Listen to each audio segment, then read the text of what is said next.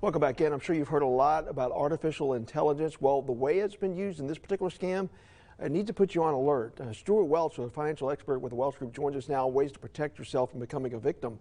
But this particular scenario, I could see where somebody could really get duped. This is scary.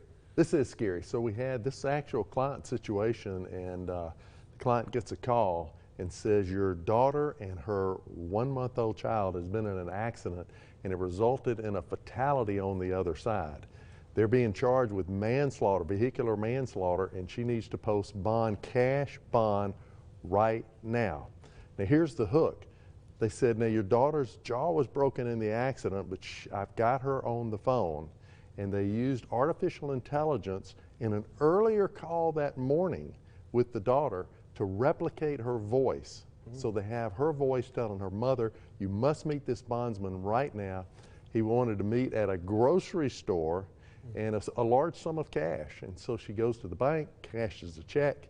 She's headed to the grocery store and our office happens to be on the way. She says, I'm gonna stop and see my advisor. And she calls in, and she stops by and the advisor says, this is a scam. They picked up the phone and called and her daughter answered. Right. And the police were able to get there, right? So the police did not get there. Oh, they did? Okay. The police did not get there, but we avoided the scam. But here's the wrinkle. They are so sophisticated. Yeah.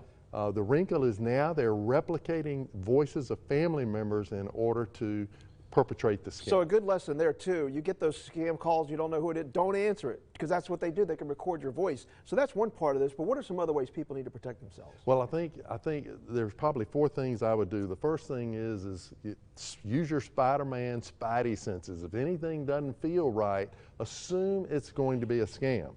And you never give personal information, and particularly never give cash money to someone you don't know. Just assume, again, that's going to be a scam.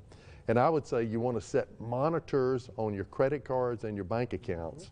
And then finally, consider freezing your credit with the credit bureaus, TransUnion, Equifax, and Experian.